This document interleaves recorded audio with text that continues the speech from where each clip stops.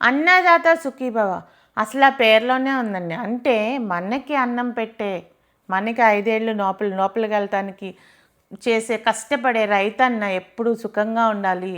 Eno అంటే ఏంటంటేనండి, ఈ ప్రభుత్వము రైతులకి ఫ్రెండ్లీ అనే విషయం ఎక్కడ అర్థమవుతుందంటేనండి, ఏదో ఊరికే మేము రైతులకు ఫ్రెండ్లీ అనంగానే సరిపోదండి.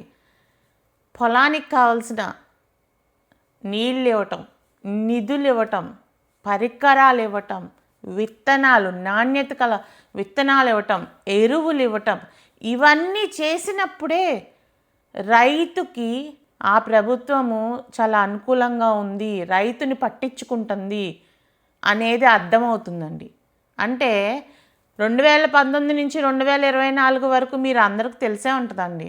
పంట పండించి దాన్ని అమ్ముకున్నామంటే కొనే నాదుడు లేడు.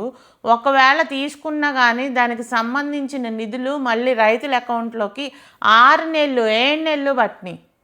సరే, అవన్నీ వదిలేసేయండి. అసలు పంట బీమానే కట్టలేదంటండి మన రాష్ట్రం షేరు.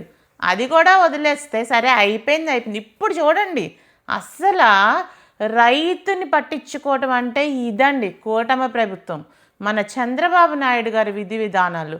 అంటే అసలు తెలుగుదేశం పార్టీలోనే సింబల్లోనే నాగలు ఉందండి, చూసారు ఎప్పుడన్నా? అంటే రైతుకు సంబంధించింది మా పార్టీ విధానం, రైతు సంక్షేమమే మా ధ్యేయం అనేది అక్కడే చెప్తున్నారండి.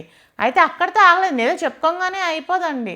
అసలు టైంకి నీళ్ళండి, పట్టిసీమ వాళ్ళని కానీ కృష్ణా డెల్టాకు కానీ రాష్ట్రంలో నదులను అనుసంధానం చేసి మొన్న హంద్రీనీవా నీళ్ళు వదిలి అటు రాయలసీమకు నీళ్ళు అందించడం కానీ ఇవన్నీ చూస్తే, అవన్నీతోటి నీళ్ళు అందించడంతో రైతుకి భూమికి సకాలంలో నీళ్ళు అందితేనే కదండి పంట పండేది.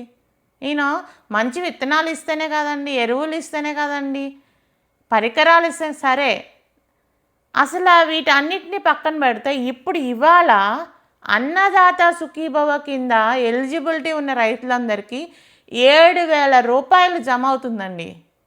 అంటే ఎంత ఉపయోగమో తెలుసా అండి? ప్రతి పైసా రైతుకు ఉపయోగపడుతుందండి. ఇలా ఉండాలండి ప్రభుత్వం అంటే.